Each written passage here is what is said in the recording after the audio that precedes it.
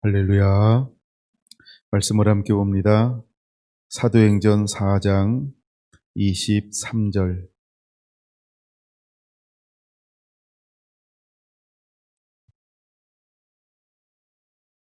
사도들이 노임의 그 동료에게 가서 제사장들과 장로들의 말을 다 알리니 그들이 듣고 한 마음으로 하나님께 소리를 높여 이르되, 대주제여, 천지와 바다와 그 가운데 만물을 지으신 이시여, 또 주의 종 우리 조상 다윗의 입을 통하여 성령으로 말씀하시기를, 어찌하여 열방이 분노하며 족속들이 허사를 경영하였는고, 세상의 군왕들이 나서며 관리들이 함께 모여 주와 그의 그리스도를 대적하도다 하신 이로소이다. 가연 헤롯과 본디오 빌라도는 이방인과 이스라엘 백성과 합세하여 하나님께서 기름 부으신 거룩한 종 예수를 거슬려 하나님의 권능과 뜻대로 이루려고 예정하신 그것을 행하려고 이 성에 모였나이다. 주여, 이제도 그들의 위협함을 굽어보시옵고 또 종들로 하여금 담대히 하나님의 말씀을 전하게 하여 주옵시며, 손을 내밀어 병을 낫게 하옵시고 표력과 기사가 거룩한 종 예수의 이름으로 이루어지게 하옵소서 하더라. 빌기를 다음에 모인 곳이 진동하더니 무리가 다 성령에 충만하여 담대히 하나님의 말씀을 전하니라. 믿는 무리가 한 마음과 한 뜻이 되어 모든 물건을 서로 통용하고 자기 재물을 조금이라도 자기 것이라 하는 이가 하나도 없더라. 사도들이 큰 권능으로 주 예수의 부활을 증언하니 무리가 큰 은혜를 받아 그 중에 가난한 사람이 없으니, 이는 밭과 집 있는 자는 팔아 그 판 것의 값을 가려다가 사도들의 발 앞에 두매 그들이 각 사람의 필요를 따라 나누어 줌이라. 구브로에서 난 레위족 사람이 있으니 이름은 요셉이라. 사도들이 일어나 바나바라, 번역하면 위로의 아들이라 하니, 그가 밭이 있음에 팔아 그 값을 가지고 사도들의 발 앞에 두니라. 아나니아라는 사람이 그의 아내 삽비라와 더불어 소유를 팔아 그 값에서 얼마를 감춤해 그 아내도 알더라. 얼마만 가져다가 사도들의 발 앞에 두니 베드로가 이르되, 아나니아야, 어찌하여 사탄이 내 마음에 가득하여 내가 성령을 속이고 땅 값 얼마를 감추었느냐? 땅이 그대로 있을 때에도 내 땅이 아니며 판회도 내 마음대로 할 수가 없더냐? 어찌하여 이 일을 내 마음에 두었느냐? 사람에게 거짓말을 한 것이 아니요 하나님께로다. 아나니아가 이 말을 듣고 엎드려져 혼이 떠나니 이 일을 듣는 사람이 다 크게 두려워하더라. 젊은 사람들이 일어나 시신을 싸서 메고 나가 장사하니라. 3시간쯤 지나 그의 아내가 그 일어난 일을 알지 못하고 들어오니 베드로가 이르되, 그 땅 판 값이 이것뿐이냐? 내게 말하라 하니 이르되, 예, 이것뿐이라 하더라. 베드로가 이르되, 너희가 어찌하여 꾀하여 주의 영을 시험하려 하느냐? 보라, 내 남편을 장사하고 오는 사람들의 발이 문 앞에 이르렀으니 또 너를 메어 내 가리라 하니, 곧 그가 베드로의 발 앞에 엎드려져 혼이 떠나는지라. 젊은 사람들이 들어와 죽은 것을 보고 메우다가 그의 남편 곁에 장사하니 온 교회와 이 일을 듣는 사람이 다 크게 두려워하니라. 아멘. 다윗의 장막 55번째. 다윗의 장막 55번째 소제목으로는 세술에 취하자 8번째 시간입니다. 이제 우리가 다윗 장막이 회복되어지고 우리가 세술에 취하면 그 세술에 취한 예배자, 하나님의 성령에 충만한 예배자를 통해서 하나님께서 어떤 일을 행하실 것인가를 사도행전을 통하여서 살펴보고 있습니다. 여러분, 사도행전은 우리가 보통 일컬어서 초대교회라고 말합니다. 그럼 초대라고 하는 말 하면 무슨 생각이 날까요? 마지막 때의 교회, 이런 것이 생각이 나야 합니다. 우리가 하나님을 일컬어서 뭐라고 말하냐면 알파와 오메가라고 말합니다.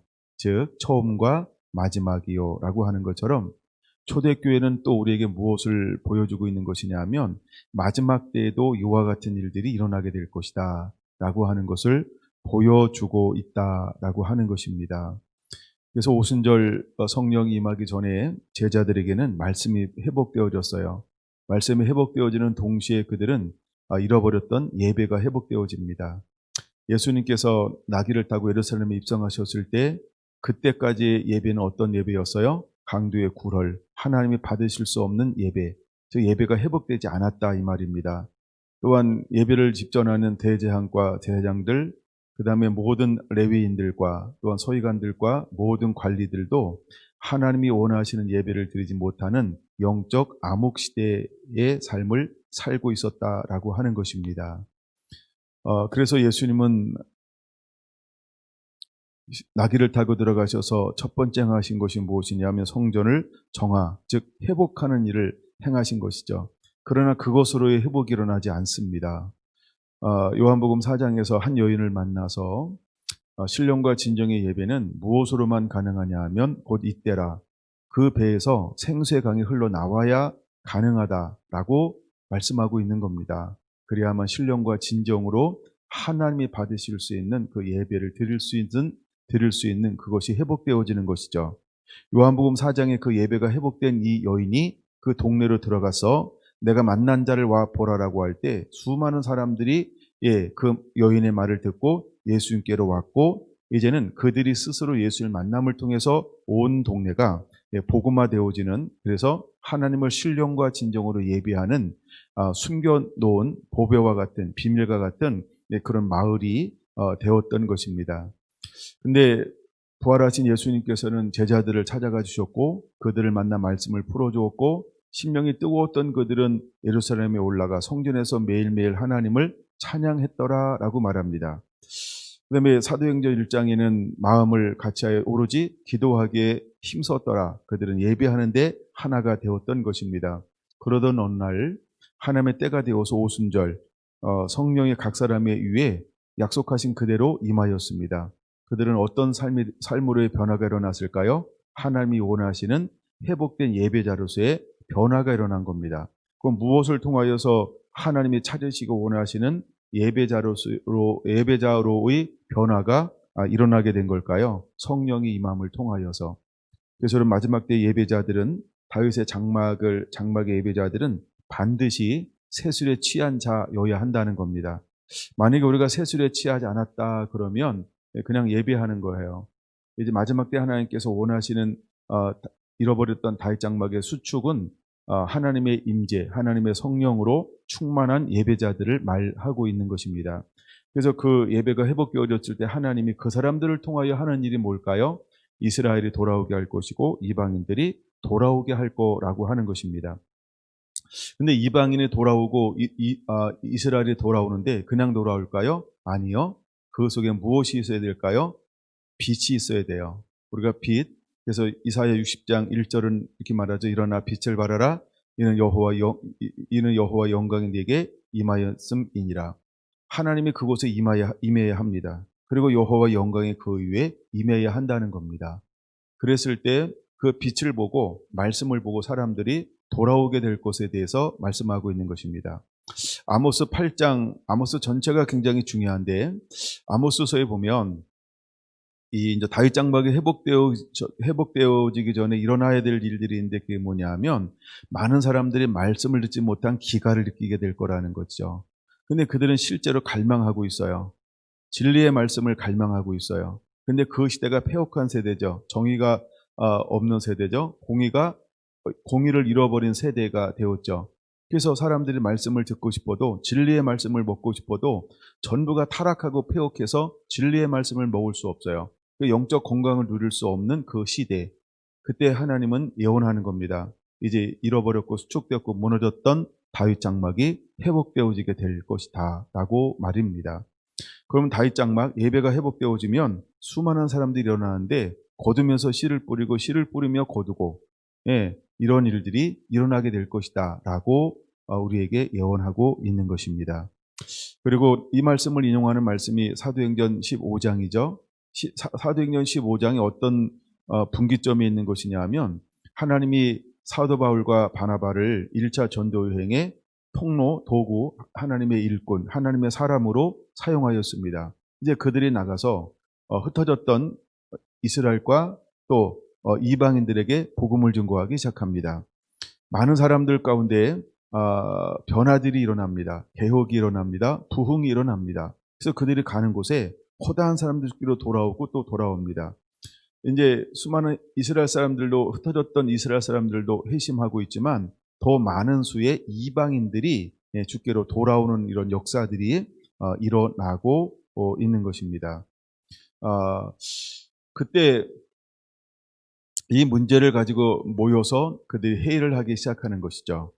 그때 야고보 사도를 통하여서 인용하는 말씀이 무엇이냐 하면 바로 아모스 9장의 말씀인 것이죠. 예, 여러분, 이제 우리가 예배가 회복되어지면 반드시 어떤 일들이 일어날까? 또 마지막 때에 또 어떤 일들이 일어날까? 우리가 세술에 취하자라고 하는 것은 이제 다윗 장막이 회복됐어요. 예배가 회복되어졌어요. 그럼 예배가 회복된 사람을 통하여서는 어떤 일들이 일어날 것이냐라고 할 때 제가 크게 세 가지로 한번 정리했던 것 같아요. 하나는 부흥의 문들이 열리게 될 것이다. 둘째는 변혁의 물결이 흐르게 될 것이다. 셋째, 복음이 땅까지 증거될 것이다. 그래서 예루살렘에서 온 유대, 여기 사도행전은 거기까지 나가고 있기 때문에 제가 예루살렘과 온 유대 이렇게 설명을 한 겁니다. 근데 하여간 이렇게 계속해서 우리의 방법이 아닌 하나님의 놀라운 일들을 하나님이 행하실 거라고 하는 것입니다. 이제 그러므로 우리는 이 시대에 잃어버렸던 예배가 회복되어지는 다윗의 장막의 은혜를 누리는 삶을 살아야 할 줄로 믿습니다. 할렐루야. 자, 오늘은 세술에 취하자 8번째입니다. 이제 오늘 사도행전 4장 23절은 어떤 단어로부터 시작이 되냐 하면 사도들이 노임에라는 단어로부터 시작되어진다는 것이죠. 자, 첫 번째 오순절날 복음을 증거했어요. 이 때는 아무 일도 일어나지 않았어요. 어떤 일만 일어났어요? 부흥만 일어났어요. 변화만 일어났어요. 성장만 일어났어요. 그래서 예루살렘 모이던 삶 가운데 전혀 없는 환희와 기쁨과 축제가 넘쳐나기 시작을 했습니다. 그러나 사도들은 멈추지 않았어요. 예, 사도행전 2장 42절 43절에 말하고 있는 것처럼 그들은 사도들의 가르침을 받았어요. 함께 떡을 떼며 깊은 교제를 나누기 시작했어요. 그리고 함께 하나님을 찬미 예배하기 시작을 했어요. 근데 사도들을 통하여 얼마나 많은 표적과 이적과 기적이 일어나는지요, 다 감당할 수가 없어요. 그럼 주로 어떤 기적이 일어났을까? 수많은 사람들이 노임받고 자유하는 역사, 치유받는 역사가 일어나기 시작했을 거예요. 그 다음에 또 보이지 않는 기적 중에 기적이 뭐냐 하면 말씀을 듣는데 서기관과 다른 거예요. 영으로 깨달아지는 놀라운 역사들이 일어나요. 그래서 말씀이 꿀송이보다 더 달고 달콤함을 느끼는데 그 말씀들이요, 깨달아지는 은혜가 임하기 시작하는 거예요. 단순히 귀를 즐겁게 하는 것이 아니고요. 그래서 초대교회 가운데 달랐던 점은 뭐냐면 빵을 먹고 배부른 까닭에 사도들의 가르침을 즐겨하는 것이 아니고요. 말씀이 깨달아짐을 통하여서 그들이 전심으로 회심하고 주께로 돌아오는 역사가 일어났다라고 하는 것입니다. 초창기에 예수님의 사역되는 수많은 사람들이 표적과 이적을 보고 빵을 먹고 배부른 까닭에 예수님을 쫓아다녔단 말이에요. 근데 지금 일어나고 있는 이 표적과 기적을 통하여서 이때는 어떤 일들이 일어나고 있는 것이냐 하면 처음에는 빵 때문에 오지 않았다는 거예요. 표적과 기적 때문에 온 것이 아니고요. 말씀이 심령에 깨달아지고 부닥쳐짐을 통하여서 회심하고 주께로 돌아오는 역사, 추수가 일어나기 시작했다라고 하는 것입니다. 근데 그들이 전하는 내용 중에 이제 그 시대의 권력을 잡고 있었던 사람들이 싫어하는 내용이 포함되어져 있는 것이죠. 예수님을 압박하고 핍박하고 정죄하고 십자가에 내어서 죽게 만들었던 이 사람들이 또다시 지금 제자들을 통하여 이 예루살렘과 온 유대 가운데 점점 퍼지고 일어나고 있는 이거에 대해서 그들은 기분이 상했어요. 분노했어요. 분노하기 시작을 했어요. 그래서 남에서부터 안진뱅이의 기적을 통하여서 이들은요, 그를 법정에 세우기 위해서 그를 가두게 된 사건이 이제 4장 1절에 일어나고 있는 거예요. 근데 그들은 누구들이었냐 하면 사두개인들이었어요. 대제사장들이었어요. 성전을 맡은 자들이었어요. 여러분, 이 사람들은요, 부활을 인정하지 않는 사람들이에요. 부활을 인정하지 않는 사람들이 그 시대의 대제사장들이었어요. 또한 서기관들도 함께 이 일에 동참하기 시작을 했어요. 여러분, 이 두 큰 양대 세력이 예수를 십자가에 못 박는데 넘겨준 사람들이었다라고 하는 거예요. 이처럼 마지막 때가 되면 공권력을 통하여서 복음을 압제하게 될 거라고 하는 걸 우리에게 보여주고 있는 거죠. 예수를 죽였던 사람들의 사도들을 핍박해서요, 사도들을 죽였던 사람들이 매 시대마다 핍박하게 될 거예요. 마지막 때에도 똑같이 이렇게 진짜 복음은 핍박을 받게 될 거라고 하는 거예요. 근데 진짜 복음 있는 사람들 가운데 무엇이 회복될 것이냐 하면 예배가 예배답게 예배하는 삶이 회복되어질 거라고 하는 거예요. 그래서 이 시대를 살아가는 사람의 가장 중요한 핵심 중에 하나가 무엇이냐면 예배 회복이라는 거예요. 단순히 예배 회복이 아니고 실제 예배자의 삶을 살아내고 있는 사람들이 일어나게 될 거라는 거예요. 여러분들이 그 삶을 살든 살지 않든 하나님은 마지막 때 누구를 주목할 것이냐 하면 다윗의 장막을 수축하는 자, 이제 예배가 회복된 그 사람, 그래서 하나님이 받으실 만한 예배를 드리는 그 사람을 하나님은 주목하실 거라고 하는 것을 우리가 관심 가져야 할 것입니다. 여러분, 그렇지 않으면 하나님께서 관심 두지 않을 거예요. 이제 하나님은 누구를 통하여 일하실 것이냐면요, 이렇게 예배자들을 통하여 하나님은 일하실 거라는 거예요. 할렐루야. 아무쪼록 우리 성결한 교회 온 성도들이 하나님이 이 시대에 찾는 그런 예배자가 되기를 예수님의 이름으로 축원을 드립니다. 할렐루야. 그래서 첫 번째 이 사도들을 법정에 세웠어요. 그러나 아무리 둘러봐도 이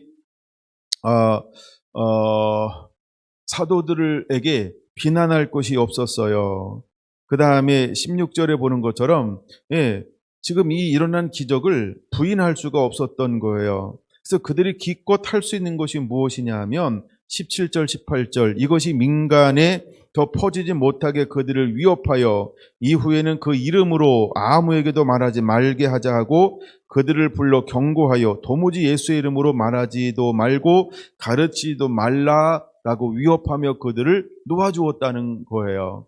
여러분, 우리가 정말 예배가 살아나면 이제 마지막 때 우리가 예배자가 되면 이런 세상의 권력과 또한 여론과 또한 정치와 문화와 여러분 전문가들에 의해서 또한 때로는 목회자들에 의해서 때로는 성도들에 의해서 막 공격받게 될 거예요.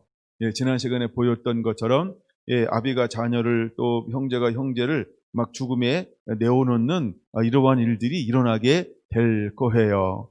이미 성경에 많은 마지막 때 될 일에 대해서 예언하고 있다라고 하는 것입니다.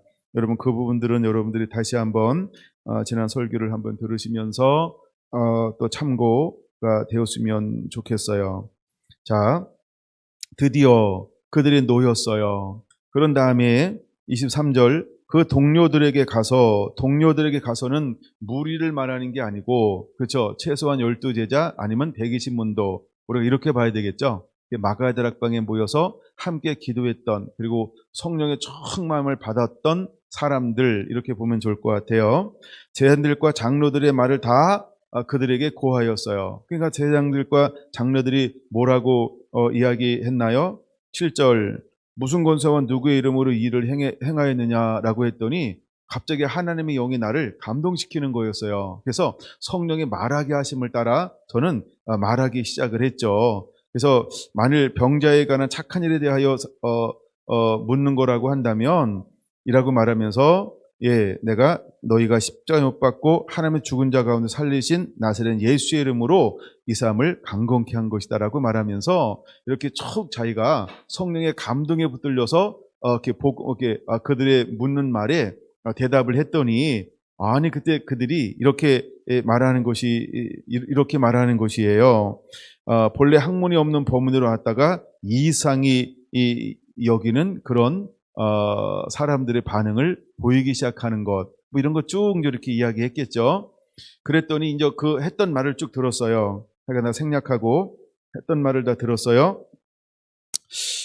그랬더니 그들이 듣고 이렇게 말하죠. 우리가 120문도라고 봤을 때 120문도가 듣고 한 마음으로 하나님께 소리를 높여 이르되, 할렐루야. 한 마음으로 하나님께 소리를 높여 이르되, 이제 뭐 하기 시작했어요? 그들은 기도하기 시작하는 거예요. 하나님 앞에 새롭게 기도하기 시작해요. 하나님 앞에 예배하기 시작하는 거예요. 여러분, 그들은 지금 당하는 그 일들을 앞에 놓고 어떻게 행하고 있어요? 원망하지 않아요. 낙담하지 않아요. 절망하지 않아요. 불평하지 않아요. 짜증내지 않아요. 의논하지 않아요. 그들은 머리를 맞대지 않아요. 뭐 하기 시작했다고요? 뭐 하기 시작했다고요? 하나님께 소리를 높여 이르되, 하나님께 기도하기 시작했어요. 여러분, 여기서 우리가 무엇을 배워야 할까요? 아브라함처럼 우리가 하나님 앞에 가지고 나가는 자가 되어야 합니다. 믿음의 사람들처럼 하나님께 가지고 나가는 자가 되어야 할 줄로 믿습니다. 모세처럼 하나님 앞에 가지고 나가는 자가 되어야 할 줄로 믿습니다. 여기 중요한 것 중에 하나가 그거라는 거예요. 사람에게 의논하지 않았다는 거예요. 우리가 지혜를 모아보자라고 하지 않았다는 거예요. 네, 우리가 슬기롭게 대처하자라고 회의를 소집하지 않았다는 거예요. 뭐 하기 시작했다고요? 하나님께 부르짖어 하나님께 가지고 나갔다는 거예요. 할렐루야. 여러분, 어떤 일을 만날 때 여러분들이 머리를 모으고 우리 한번 의논합시다, 회의합시다, 이렇게 나오는 것이 아니고 우리가 기도합시다, 이렇게 나오는 자가 되어야 할 줄로 믿습니다. 여러분, 회의하면 결론 없어요. 만약에 10사람이 모였으면 회의하면 의견이 몇 개가 나올까요? 말 없는 2명 빼고 8개 나올 거예요. 예. 그래서 회의하는 게 아니고 뭐 하는 거라고요? 기도하는 거라는 걸 여기서 배워야 할 줄로 믿습니다. 할렐루야. 그래서 그들은 기도하기 시작했다는 거예요. 어떻게 기도합니까? 대주제여 천지와 바다와 그 가운데 만물을 지으신 이시여, 또 주의 종 우리 조상 다윗의 입을 통하여 성령으로 말씀하시기를 하면서 말씀을 인용하면서 기도하고 있다는 거예요. 두 번째 중요한 게 그거예요. 말씀을 인용하면서 기도하기. 그러면서 그들이 인용했던 말씀은 시편 2편 1절 2절의 말씀을 인용합니다. 그러면 제자들이 기도하는데 말씀을 인용한다? 어떻게 그 120문도가 모여서 기도할 때, 특히 또 사도들이 기도할 때 말씀을 인용하며 기도할 수 있을까요? 지금 사도들은 어떤 상태예요? 그 다음에 함께 120문도가 모여서 기도할 때, 오로지 기도하기에 힘썼을 때 제자들이 이미 뭐한 상태였어요? 예수님께서 마음의 문을 열어 말씀을 깨닫게 하셨죠. 그럼 깨달은 말씀을 벙어리가 되어서 열흘 동안은 아무것도 가르치지 않았을까요? 아니에요. 제가 볼 때는요, 12명이 모여서 어쩌면 10명씩 나눠 12그룹을 만들어가지고 120명 모였잖아요. 그러니까 12 아니면 10명씩 11명씩 나눠가지고요, 계속해서 깨달아진 말씀을 나누고 또 나누고 또 나누고 또 나누고, 하여간 막 어쨌든 뭘 했을까? 말씀을 나누었다라고 하는 것이죠. 그랬더니 사실은 120명 가운데 어떤 일들이 일어났어요? 매일 사도들의 가르침을 받고 심령이 뜨거워지더라. 그리고 그 말씀을 붙잡고 기도하기에 오로지 마음을 합쳐 오로지 기도에 힘쓰더라고 할 때 뭘 붙잡고 기도했을까요? 약속의 말씀이요. 할렐루야. 근데 그들이 사도들의 노임에 또다시 그들이 하는 행동은 어떤 걸 하는 거예요? 의논하지 않고 회의하지 않고 상의하지 않고 어떻게 했다고요? 예, 기도하기에 힘쓰는데 하나님을 의지하는데 하나님만 바라보는데 뭘 붙잡고, 두 번째 말씀을 붙잡고 기도하더라라고 하는 거예요. 할렐루야. 그러므로 여러분들이 말씀의 사람이 되어야 할 줄 믿습니다. 말씀을 부지런히 읽으시기를 바랍니다. 아멘. 자, 그러면서 이제 말씀을 붙잡고 기도합니다. 26절까지요.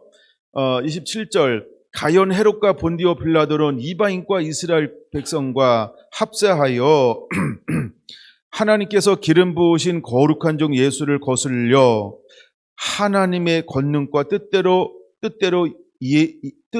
이루려고 예정하신 그것을 행하려고 이 성에 모였나이다 라고 하면서 지금 일어나고 있는 그 일에 대해서 그냥 그대로 아뢰는 거예요. 그렇죠? 예를 들어 뭐 이런 거죠. 지금 코로나19로 인해서 하는 이러이러한 일들이 지금 이렇게 뭐 어떤 지금은 뭐 몇 단계로서 어떤 그 조치 취하면서 우리가 이런 형태로서 이렇게 예배를 드리고 있사오니 하면서 그 일어나는 것을 그대로 그냥 아뢰는 거예요. 이해가 되셨죠?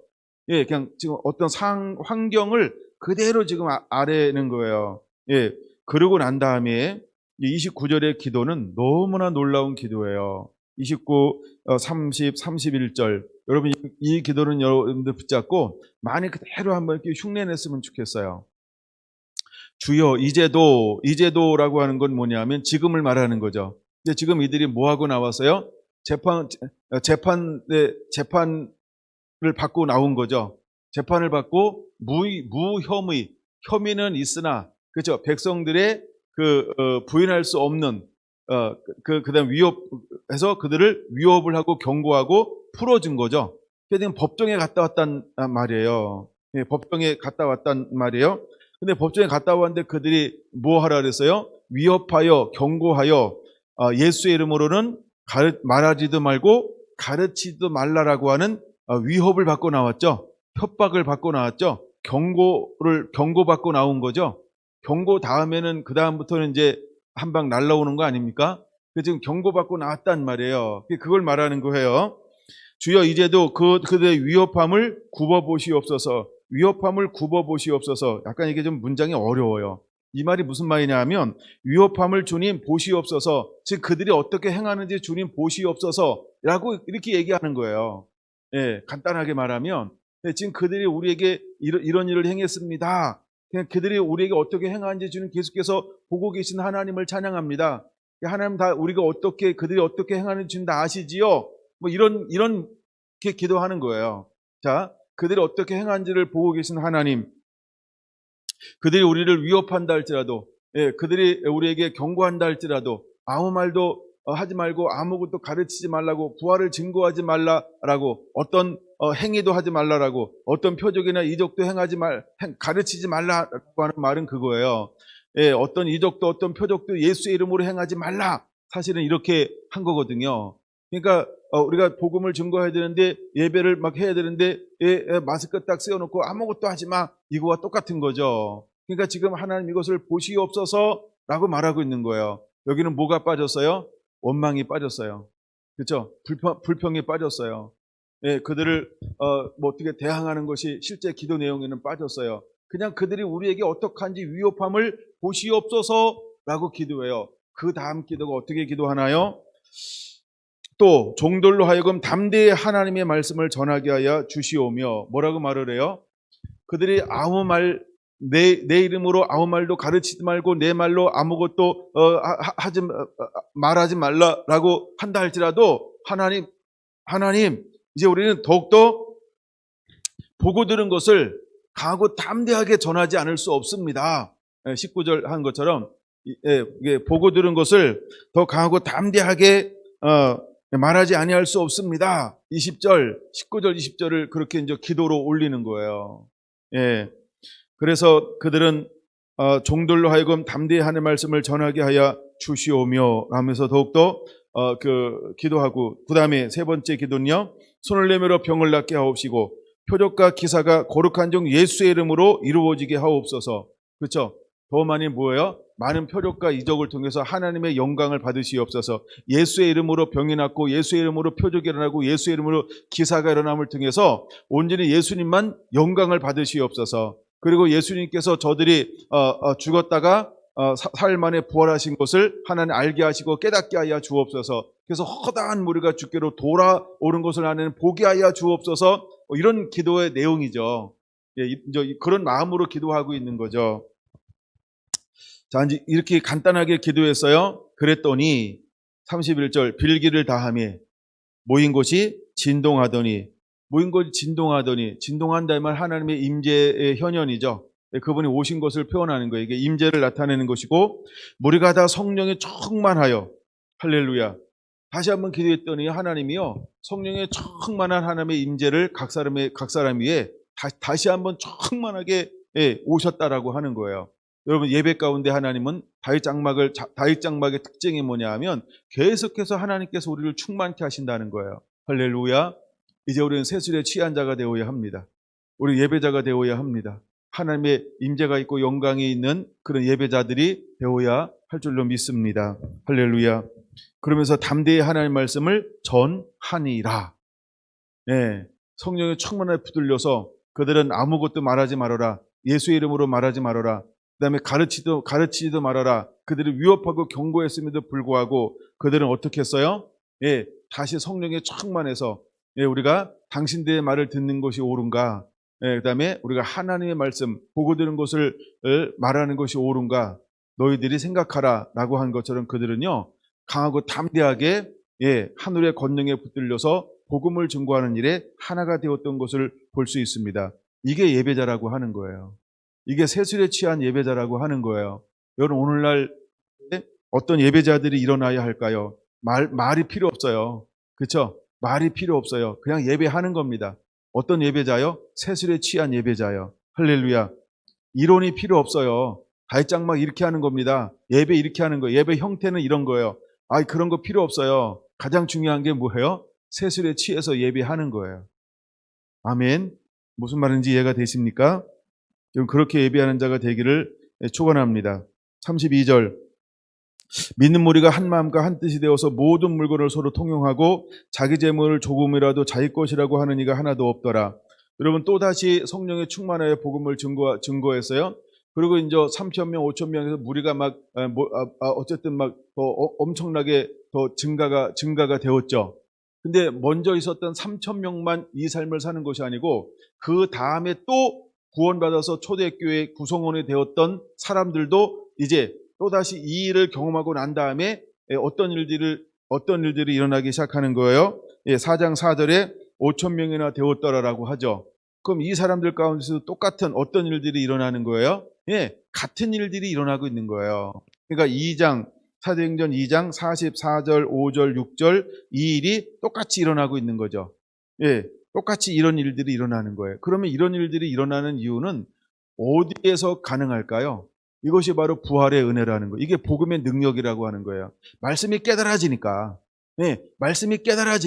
천국의 소망을 갖게 되니까 그들의 삶에서 어떤 변화들이 일어나기 시작을 했어요. 어떤 변화들이 일어나기 시작했어요. 마음을 땅에 둔 것이 아니고 마음을 얻다 두는 변화들이 일어났어요. 하늘에 두는 변화들이 일어났어요. 할렐루야. 이처럼 정말 우리 안에 예배가 회복되어지면 일어나는 것이 하나 있다는 거예요. 그게 뭐냐 하면 소망이 땅에 있는 게 아니에요. 마음이 땅에 있는 게 아니고요. 우리의 소망과 우리의 비전과 우리의 마음은 하늘에 두고 산다는 거예요. 그거를 상징적으로 보여주는데 이건 상징이 아니고 실제죠. 초대교회는 이게 실제 일어났죠. 그럼 이건 또 뭘 보여주는 거냐 하면 마지막 때 똑같은 현상이 일어날 것이다. 주님이 오시기 전에 회복된 예배자들, 다시 오실 마라나타를 예비하는 그 길을 여는 예배자들은요, 똑같이 그 소망을, 마음의 중심을 어디다 두고 살까요? 하늘에만 두고 사는 거예요. 할렐루야. 그래서 이 땅에 있는 걸 의지하지 않아요. 그래서 제가 늘 강조하는 것처럼 하늘 경제의 법칙의 원리로 살아가게 될 거라는 거예요. 땅의 원리로 살아가는 거 아니에요. 여러분 땅이 값이 올라갔다. 그거 팔지 않는 한 내 돈 아니잖아요. 그렇죠? 세금만 더 냅니다. 사실은 소유세만 더 내는 거예요. 집값이 뭐 2억 올라갔대. 세금 더 내야 돼. 팔지 않는 한 내 거 아니에요. 그렇죠? 팔면 또 세금 많이 떼죠. 하여간 아무리 올라가도요. 이 땅에 소망을 두는 것은 두는 게 아니고 이 사람들이 이렇게 할 수 있었던 이유는 어딨냐면 이제 부활의 영원한 소망을 가졌어요. 부활의 소망을 가지면 뭐에 대한 두려움이 없어질까요? 죽음에 대한 두려움이요. 그렇죠? 왜냐하면 예수님처럼 죽은 지 나도 그날에 부활할 것이다. 나도 새롭게 살아날 거라고 하는 이 소망의 큰 은혜를 받으면 죽음이 두려울까요? 소유욕이 두려울까요? 그거를 뛰어넘게 되어진다는 거예요. 근데 우리가 만약에 죽음이 두렵다. 어떤 우리가 소유하는 거 욕심을 할 때 많은 부분에 욕심이 욕심을 이렇게 다스릴 수 없다 그러면 천국의 소망을 아직 둔 것은 아닌 거죠.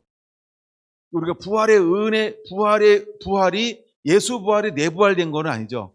예수님이 부활하셨듯 나도 죽으면 부활할 것이라고 하는 것이 내게 된 거 아니죠. 근데 예수님 부활이 나의 부활이 된 사람은 어떤 삶을 살까요? 이 땅에 소망을 두는 게 아니에요. 그래서 두려워하는 거, 염려하는 거, 근심하는 거 이런 것들이요. 현적하게 없어져 버립니다. 그러니까 마음에 뭐가 오는 거예요?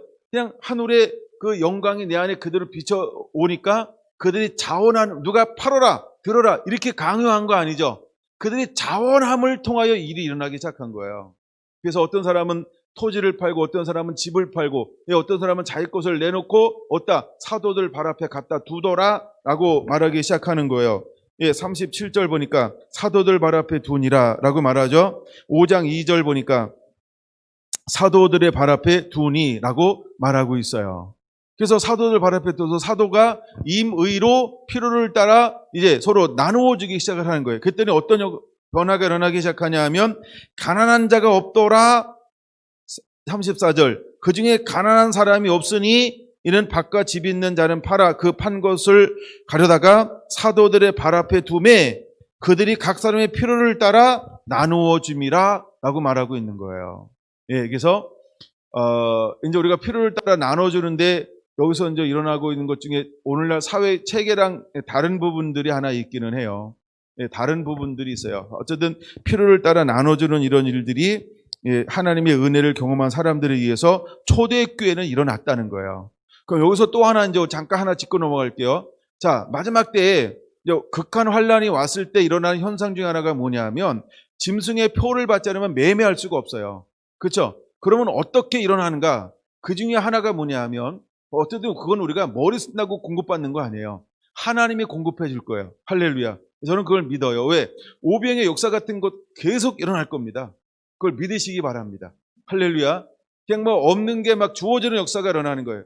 아니 엘리야를 하나님께서 까마귀를 갖다 통해서 입혔던 것처럼 먹였던 것처럼 강야를 걸을 때 옷이 떨어지지 않아요. 신발이 헤어지지 않아요. 근데 그 기간이 몇 년인지 아시죠? 3년 6개월밖에 안 돼요. 3년 6개월밖에 안 돼요. 할렐루야. 사렙다 가부의 가정 가운데 매일 끄집어냈다니까. 근데 통에 가루가 떨어지지 않아요. 병에 매일 따랐다니까. 매일 따를 때 염려하고 근심하고 걱정하면서 따랐을까요? 한 방울만 떨어뜨려야지 이렇게 했을까요? 아니, 그냥 푹푹 하는 거야. 푹푹. 근데 또 때가 되면 불어나 있고 때가 되면 또 불어나 있고. 그걸 믿습니까? 여러분, 오병이의 기적을 믿습니까? 칠병이호의 기적을 믿습니까? 저는 그거를 여러분 믿으시기 바랍니다. 그러니까 보세요. 천지를 창조하신 분이 누구예요? 하나님이 창조하셔서 무엇으로 창조했을까요? 말씀으로요. 하나님은요, 없는 것을 있는 것 같이 부르시는 하나님. 할렐루야. 그 우리가 하나님의 자녀야. 우리가 예배자. 하나님이 우리가 자녀야. 내 안에 왕이신 예수님이 아버지를 두고 있어요. 그럼 아버지가 아들을 책임질까요? 안 책임질까요? 책임질 걸 믿으시기 바랍니다. 하물며 너희일까 보냐? 믿음이 적은 자들아. 그쵸? 책임질 거예요. 그 다음에 또 하나 차원이 이제 여기서 보여주는 것 중에 하나가 뭐냐면 마지막에 그렇게 할 때 하나님께서 어떻게 할까요? 믿음의 사람들을 통해서 어떻게 합니까? 하늘의 경계 원리로 살아가는 사람들에 의해서 사도들 발 앞에 갖다 줍니까? 그 사람들 사도들을 통해서 어떤 역사가 일어나요? 각 사람의 필요를 따라 나누어 주더라 이렇게 말하죠. 35절 그들이 각 사람의 필요를 따라 나누어 줌이라. 할렐루야. 여러분, 초대교회에 일어났던 현상들이 마지막 때 환난 가운데서도 동일하게 일어날 걸 믿으시기 바랍니다. 그러니까 똑같은 거예요. 우리가 원하는 걸 주는 게 아니라 뭘 준다고요? 필요가 채워지는 기적이 최고의 기적이에요. 제발 쌓아놓으려고 하지 마세요. 아니, 쌓아놔야 난 평안하다. 가짜입니다. 회개하세요.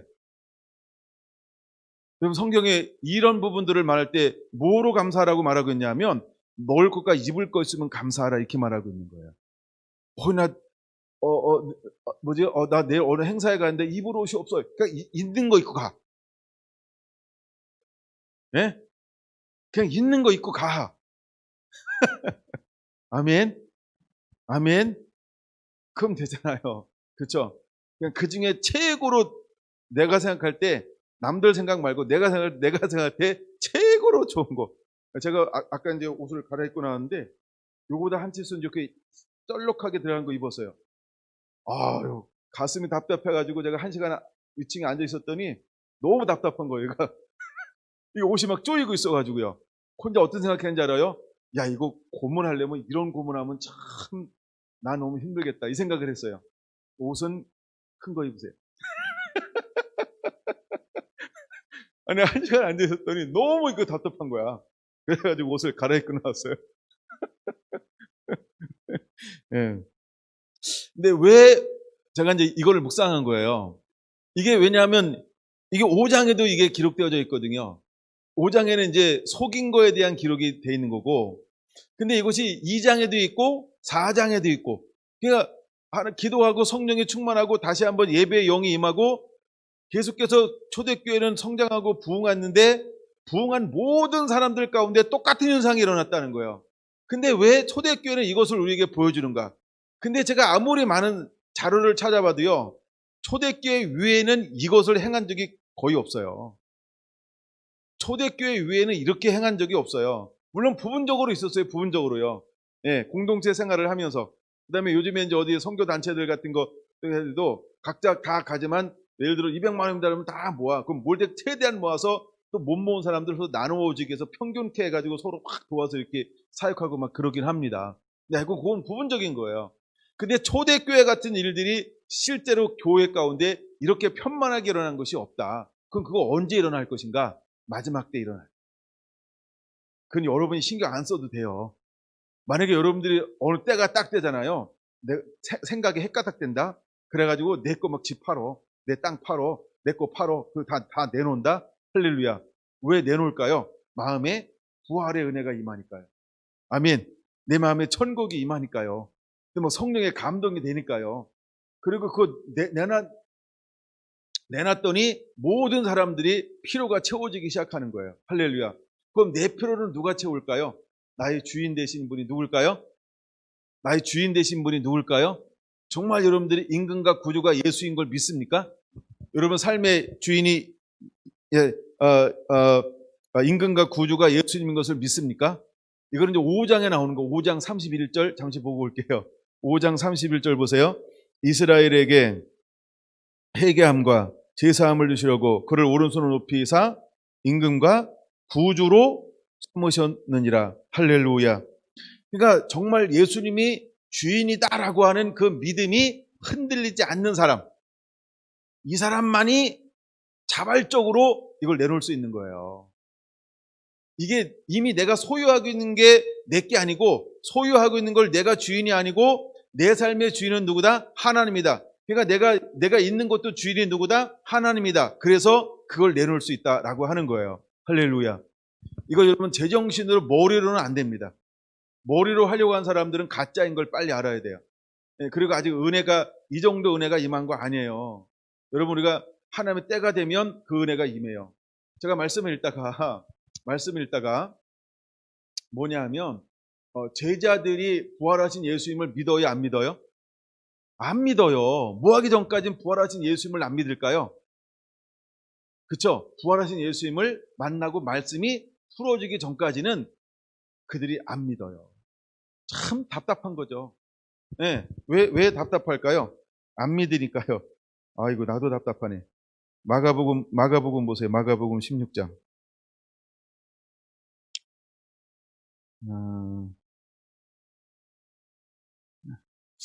제가 이제 다른 걸 하나 찾다가 지금 성경을 이제 마지막 예수님의 십자가 사건을 계속 쭉 마태마가 누가 요한을 읽고 있거든요. 그러다가 마가복음 16장 14절에 보니까 이런 표현이 있어요. 그 후에 11 제자가 음식을 먹을 때 예수께서 그들에게 나타나사는 부활하신 예수님이죠. 예, 그 누구한테 나타났다고요? 11 제자에게. 근데 그때 어떤 상태예요? 그들이 믿음 없는 것과 마음이 완악한 것을 꾸짖으시니 이는 그가 살아나신 것을 본 자들의 말을, 아이 답답해 진짜, 그렇죠? 아니 11 제자들도 예수님이 살아났는데 그들이 믿어요, 안 믿어요? 그러니까 여러분, 지금 상태가 어떤지 염려하지 말아요. 아멘. 아니 제자들도 3년 6개월 동안 동고동락했는데 걔들도 안 믿었어. 예? 근데 때가 되니까 그들에게 뭐가 임하는 거예요? 제자들에게 뭐가 임하는 거예요? 은혜가 임하는 거예요. 할렐루야. 그럼 여러분, 우리가 정말 생각이 중심이 하나님을 향하여 변하지 않고 그냥 믿음으로 끊임없이 갈망과 사모함으로 달려가고 있으면 하나님이 어느 순간에 11 제자를 만나서 은혜를 부어서 믿음을 소유할 수 있도록 말씀을 듣고 깨달아진 은혜를 주었죠. 그때 그들은 어떤 사람이 되었어요? 둘도 없는 믿음의 사람이 되었죠. 그랬던 것처럼 여러분에게도 그런 은혜가 임하게 될 걸 믿으시기 바랍니다. 할렐루야. 그러나 또 자만하지 마시고 모두에게 임하면 참 난 좋을 것 같아요. 어쨌든 우리가 예배자가 되셔야 합니다. 예배자가 되면 하나님이 열한 제자에게 주었던 것처럼 그 은혜를 부어주게 될 것이다. 그러니까 그런 유형도 있을 것이다. 하나님 또 그렇게 때가 되면 하실 것이다. 그러니까 이거 어떤 것이 이것은 내 영역이 아니고 하나님의 은혜 영역이라는 거예요. 이해가 되시죠? 예, 그렇게 해서 하나님께서 세우시기도 할 거라는 거예요. 그 부분은 그렇게 받아들이는 게 굉장히 건강한 겁니다. 예, 아무 때나 갖다 붙이지 마시고요. 내가 오늘 성결한 성도들에게 그런 은혜가 임하게 되기를 원합니다. 할렐루야, 할렐루야. 네, 그래서 여기 보면 사도행전 4장 32절 이게 전제로 하는 한 단어가 하나 있어요. 아무나 서로 유무상통하는 게 아니고요. 누가 하나요? 유무상통을. 32절 첫 번째 단어요. 믿는 무리가 하는 거예요. 네? 그러니까 아무나 하는 게 아니라 교회 밖에 있는 사람들이 하는 거 아니에요. 근데 어떤 사람은 이걸요. 사회 구원으로 보고 있어요. 사회 봉사로 보고 있어요. 그러니까 자료를 많이 찾아 읽다 보니까 이게 왜 사회 봉사지? 그러니까 사회 봉사라고 하는 걸 도대체 이게 어디 나왔는가를 막 약간 성경을 막 뒤졌어요. 근데 나는 못 찾았어요. 근데 제일 가까운 데 나오는 단어 중에 하나가 뭐냐면 믿는 누구예요? 믿는 무리가 이렇게 말해서 믿는 무리가. 그러니까 우리가 유무상통한다라고 할 때 아무나 하고 하는 거 아니에요. 누구랑 하는 거예요? 그렇죠? 여기서 말하는 형제 자매는 믿는 무리 공동체 안에서를 말하는 거예요. 사회 운동하는 거 아니에요. 예? 막 북한 퍼주고 막 이런 거 아니고 중국 퍼주고 막 이런 거 아니에요. 제3세계 퍼주고 이런 거 아니에요. 물론 그거 해야 되는데 요거하고는 원리가 달라. 다른 원리를 그걸 하는 거예요. 근데 여기는 뭐가 기록되어져 있는 거예요? 믿는 무리가 이렇게 말하죠. 맞습니까? 예. 만약에 이것이 모든 예루살렘에 사는 모든 사람이라고 그랬다고 한다면 그냥 여기는 믿는 무리가 그렇게 기록이 안 됐을 거예요. 차라리 그냥 예루살렘에 사는 모든 사람. 왜냐하면 모든 사람이라는 말이 성경에 계속 굉장히 많이 나오거든요. 근데 그 말은 실제로 모든 사람이 아니고, 그죠? 제약적인 사람이라는 거예요. 그러니까 예수 그리스도 임금과 구주로 모셔드린 사람. 이런 의미라는 거예요. 이해가 되셨죠? 그래서 믿는 무리가 한 마음과 한 뜻이 되어 모든 물건을 서로 통용하고 자기 재물을 조금이라도 자기 것이라 하는 이가 하나도 없더라. 그럼 여러분 예수님 믿고 성령 받았고 은혜 받았을 때 그런 마음을 품어본 적이 있어요? 요 32절이 내 안에 일어난 적 있어요? 32절이 일어난 적 있어요? 그쵸? 그러니까 여러분들이 머리로 계산하면 이게 계산이 안 돼. 그러니까 그러면 참 좋겠다 하면서 뭘 생각해요? 야, 나 뭘 필요가 채워지겠네? 이렇게 생각해요. 근데 정말 은혜 받으면 필요가 채워지겠네? 이게 우선순위가 아니고 우선순위가 뭘까요? 야, 내 것을 내놔야 되는구나. 와우! 생각이 우선순위가 달라요. 그게 멋있는 거예요. 그게 영어로 이해가 돼야 됩니다. 믿습니까? 이해가 되십니까? 예, 그래서 32절은 그런 의미라고 하는 거예요. 근데 이제 이 현상이 마지막 때 짐승의 표를 받고 있을 때에도 정말 우리가 내 삶이 임금이 내 삶의 주인이 예수 그리스도잖아요. 그러면 채워지고 공급되는 역사가 그대로 일어날 것이다. 할렐루야. 그러면 우리가 무엇으로 살아야 될까요? 예배자로 살아야 되는 거예요.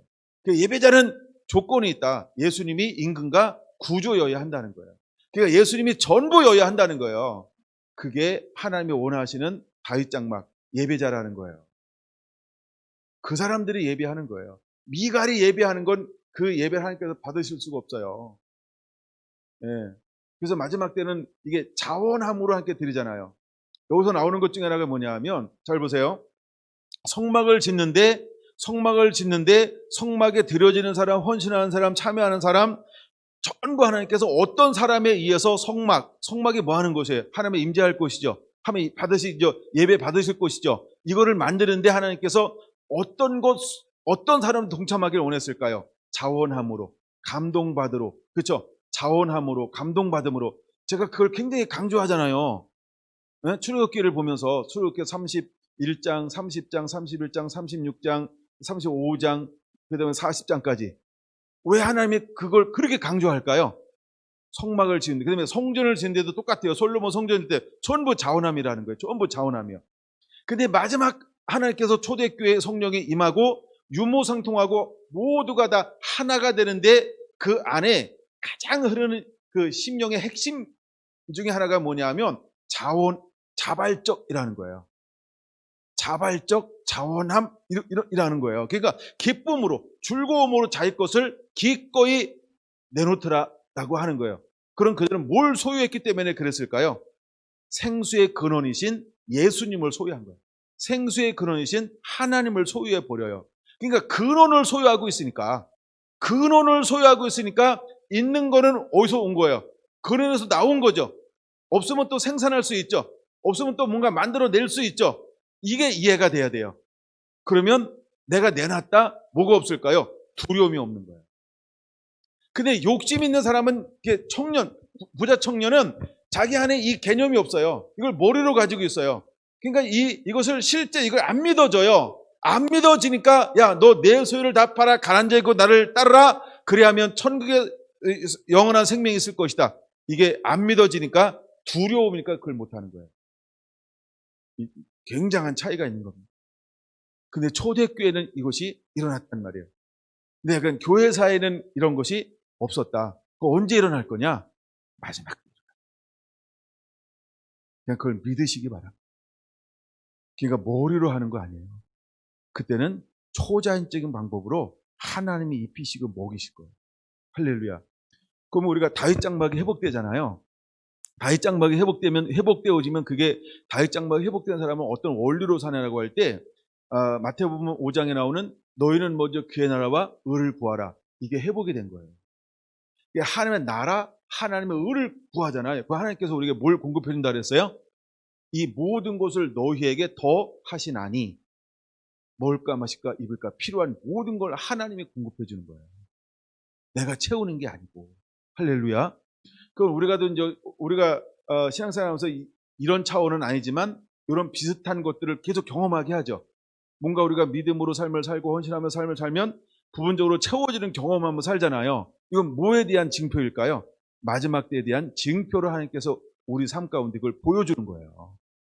그러니까 여러분 의논하지 말고 회의하지 말고요. 머리 쓰지 말고 하나님의 때가 돼서 은혜가 오면 이 삶을 충분히 살 수 있게 될 것이다. 근데 만약에 여러분들이 욕심이라고 하는 것에 이끌리고 있다라고 하는 것은 아직 거듭난 게 아닙니다. 사실 그걸 알아야 돼. 욕심은 어디서부터 온 걸까요? 이게 타락으로부터 온 게 욕심이에요. 타락으로부터 온 게 욕심이야. 그래서 원래 에덴 동산이라고 하는 건 뭐냐면 부족함이 없어요. 근데 타락하고 나니까 땅에 뭐가 나요? 저주를 받아서 가시와 엉겅퀴가 나니까 충분하게 소출할 수가 없어. 그러니까 소출이 안 되니까 사람이 뭘 해야 소출이 되는 거예요?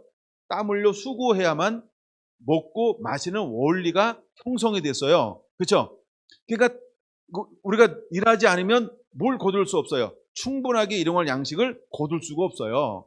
그러니까 충분한 걸 거둘 수 없으니까 내 마음에 생기기 시작하는 게 뭐예요?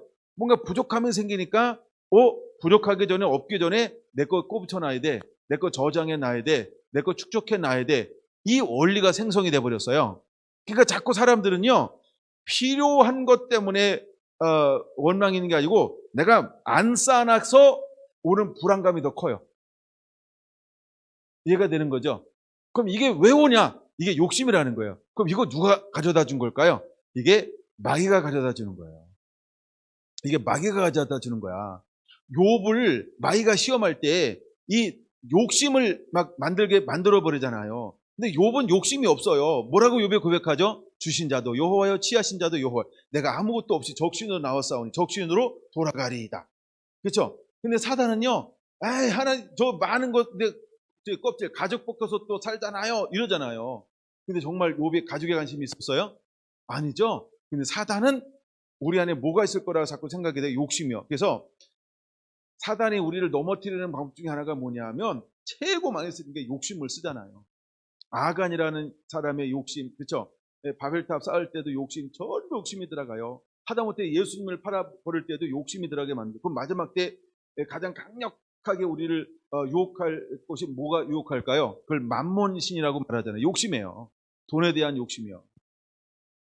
그래서 어둠에 하나님을 떠난 사람들은요 계속 더 몰리는 거야. 아니 도대체 어느 정도 부자가 돼야 괜찮을까? 예? 그렇죠?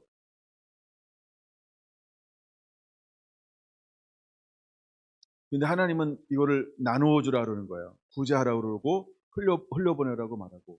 그래서 하나님의 원리는 뭐냐 하면 가도 아껴도 더욱 가난하게 될 뿐이거늘 흩어 구제도 구하게 되는 일이 있나니.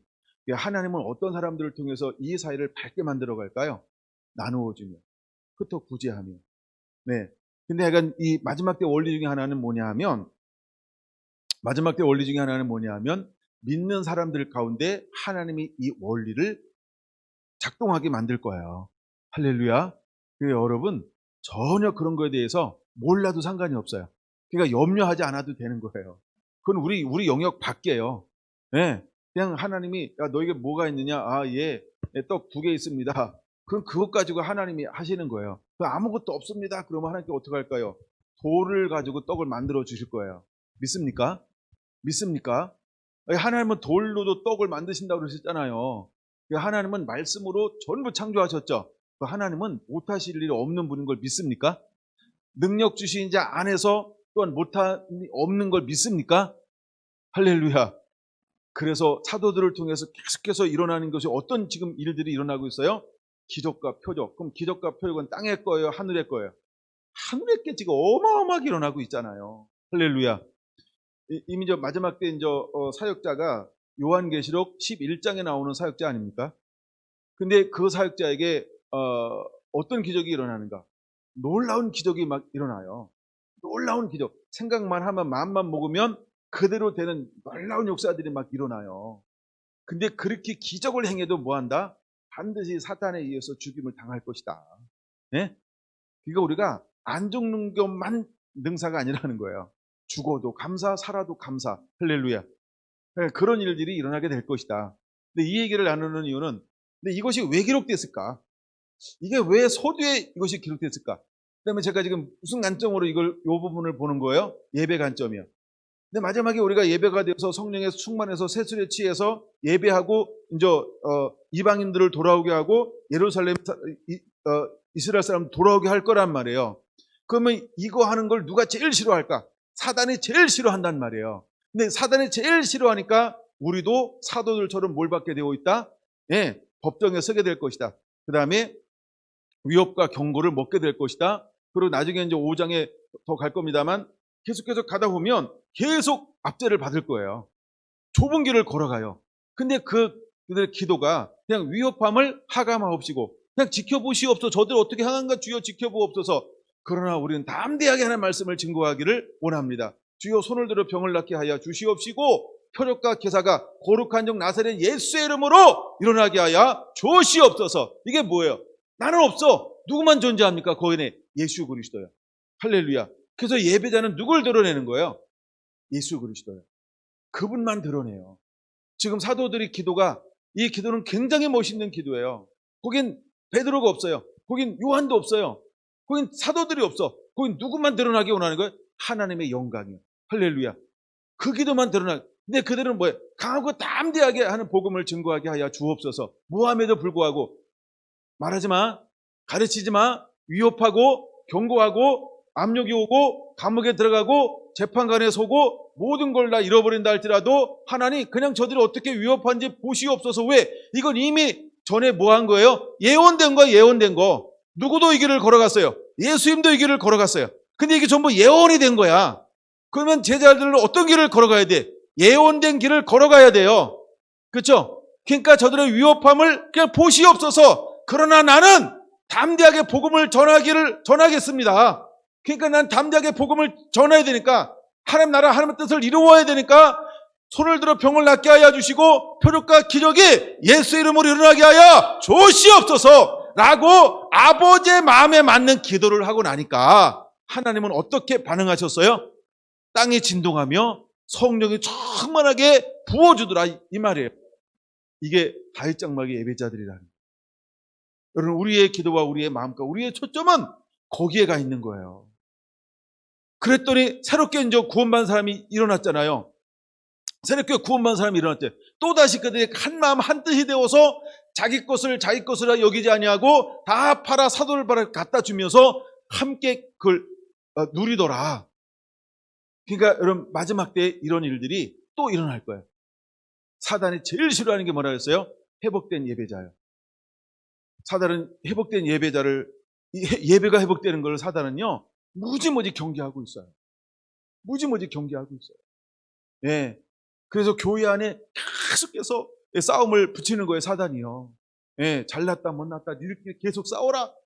예배를 끊임없이, 여러분, 사회가, 정부가 방해 안 해도 우리끼리 얼마나 예배를 방해하고 있었는데, 예, 그쵸? 이제 정부가 방해하니까 하살이 정부 쪽으로 가잖아요? 근데 어쨌든 그걸 가지고 얼마나 방해할 거라고 하는 걸 우리는 알아야 돼요. 왜? 사단은 예배가 회복되는 걸 가장 싫어하기 때문에 그런 거예요. 원래 사단이 타락하기 전에 뭐 하는 존재였다고요? 최고의 예배자였다니까. 거기서 오는 이 시기심과 분노와 이건요, 사단이 말할 수 없어요. 그래서 사단이 있을 곳이 없어 내려가서 할 수만 있으면, 그쵸? 살전 5장에 보세요. 할 수만 있거든. 모든 걸 다 흔들어 놓고 시험할 거라는 거예요. 할 수만 있으면. 사단이 할 수만 있으면 예배를 전부 못 드리게 만들 거예요. 전부 타락하게 만들 거고, 생각이 엉뚱한 데 가 있어서 만들 거고, 진정한 예배를 못 드릴 수, 사단이 흔들 수 있는 모든 걸 흔들어 놓을 거예요. 우리가 제일 힘들 때 언제 힘들어요? 내 마음이 흔들렸을 때, 내 생각이 흔들렸을 때 아닌가요? 너는 왜 내 속을 뒤집어 놓니 인간아, 이러잖아, 그쵸? 그때 제일 힘들지 않아요? 사단이 와가지고요, 내 속을 막 후벼 놓을 거야. 그러니까 여러분, 무엇보다도 뭘 지키라? 내 마음을 지키라. 내 생각을 지키라. 내 가치관을 지키라는 거예요. 근데 우리가 하나님을 더 사랑하잖아요. 그러면 사단이 와서 내 생각을 흔들어 버릴 수가 없어. 내 마음을 흔들어 버릴 수가 없어. 왜? 욕심이 없어? 내가 없어. 왜? 내가 없으니까 뭐 유혹되는 것도 없고 먹히는 것도 없고, 에이씨 얘는 안 된다 이러고. 그러니까 와서 야 한번 몸을 한번 쳐봐. 그래서 막 병을 막 쪄요. 병이 왔는데도 주여 하면서 막 계속 고소도 막 앉아가지고 옆 사람 전도하고 막 이러네. 예? 병실에 앉아가지고. 하나님은 예배자를요, 계속 압제할 겁니다. 구약에 보세요. 선지자들을 왕들이 어떻게 대우했는가? 예? 선지자를 왕들이 어떻게 대우했는가? 하고 머릿속에 쫙 한번 모아보세요. 죽였고요, 가둬놨고요, 계속 압제했고요. 그렇게 해서 그게 선자가 걸어간 길이에요. 그게 에스겔 선자가 걸어간 길, 에레미야 선자가 걸어간 길, 이사야 선자가 걸어간 길, 다니엘 선자가 모든 선지자들이 어떤 길을 걸어갔을까요? 전부 그런 핍박의 길을 걸어가요. 세상이 선자를 그냥 놔둘까요? 마음에 안 들면 그냥 막 가두는 거야. 죽이는 거야. 괴롭히는 거예요. 세상은 선자를 그렇게 대우했어요. 그럼 마지막 때 예배자를 사탄은 어떻게 할까요? 가만 안 놔둔다니까. 가만 안 놔둬요. 지금 이 4장에서, 그다음에 5장에서, 나중에 6장에서 사도들을 어떻게 하는가 보세요. 가만 놔둡니까? 가만 안 놔둬요. 가만 안 놔둬. 성령 받고 딱 나오니까 거기 어떤 섞여 있는 사람 중에, 근데 그 다음에 경건한 사람이야. 근데 제자를 향하여 뭐라고 말한다고요? 조롱하여. 술 취했구만. 그렇게 말하잖아요. 조롱하는 단어라니까 그게. 근데 그들이 조롱받을 만한 행동을 합니까? 그럼 그들이 조롱받을 만한 사람입니까? 아니잖아요. 그렇죠? 그 지금 성령에 충만해서 성령의 말하게 하심을 따라 하나님의 영광을 드러내고 있는 거잖아요. 근데 이거를 이해할 수 없는 사단은 그 사람에게 들어가서 하나님의 사람을 뭐 한다고요? 조롱한다. 근데 이것이 우리가 걸어가야 할 길. 근데 이것이 하나님이 우리 보고 가라고 한 곳이야. 우리가 어떻게 해야 될까요? 가야 돼. 이거 내야 할 줄로 믿습니다. 할렐루야. 이게 예배자가 걸어갈 길이라는 거예요. 이 세술의 치하자는 예배 실제편이에요, 실제편. 우리가 예배 실제로 이루어지면 우리가 어떻게 될 것인가, 그거를 보여주고 있는 거예요. 그거를 보여주고 싶은 거예요. 그러니까 세술의 치하자라고 하는 이것을 통해서는 예배 실제편은 이렇게 일어날 것이다. 근데 마지막 때 실제로 우리가 예배하면 사도들이 걸어갔던 길과 똑같은 길을 걸어가게 될 것이다. 우리는 충만한데 우리를 누가 이해할까요? 아무도 이해가 안 돼. 그렇죠? 그러나 보세요. 누가 돌아올까요? 허다한 무리들이 돌아와. 그렇죠? 허다한 사람들이 죽기로 돌아와. 그 다음에 요거 지난 다음에 이미 2장에서도 제사장의 도가 복종하더라. 5장에 가서도 허다한 제사장의 무리들이 이에 복종하더라. 그렇죠? 이해가 안 돼도요. 우리는 우리 길을 가야 돼. 우리는 예배자로 살아가야 돼요. 그러면 하나님이 일하시는 거예요. 나를 변화하려고 힘쓰고 애쓰지 마. 그렇죠? 그냥 나는 하나님만 예배하면 하나님이 나를 변호해 주시고. 할렐루야. 그러니까 내 체면이나 어떤 내 위신이나 어떤 내가 중요하지 않아요. 베드로가 중요할까요? 아니요. 요한이 중요할까요? 아니요. 하나님의 영광. 그렇죠? 그러잖아요. 거룩한 종 나사렛 예수의 이름으로 이루어지게 하옵소서. 이 말이 무슨 말이냐면 나는 없잖아요. 누구만 계신 거예요? 예수님의 영광. 할렐루야. 끊임없이 그들이 죽였던 예수님, 그분의 거룩한 이름으로 주께서 보내주겠다고 한 그분이 오셨고 죽으셨고 부활하셨고 성령을 부어줬는데 그 이름의 능력으로 말미암아 주님 나타내시옵소서. 그래서 주님만 높임을 받으시옵소서. 그래서 하나님만 영광을 받으시옵소서. 이것이 제자들의 중심이었다는 거예요. 여러분 우리가 그 마음을 품어야 할 줄로 믿습니다. 할렐루야. 이것을 보여주는 사건이 요 사건이에요. 기도하겠습니다.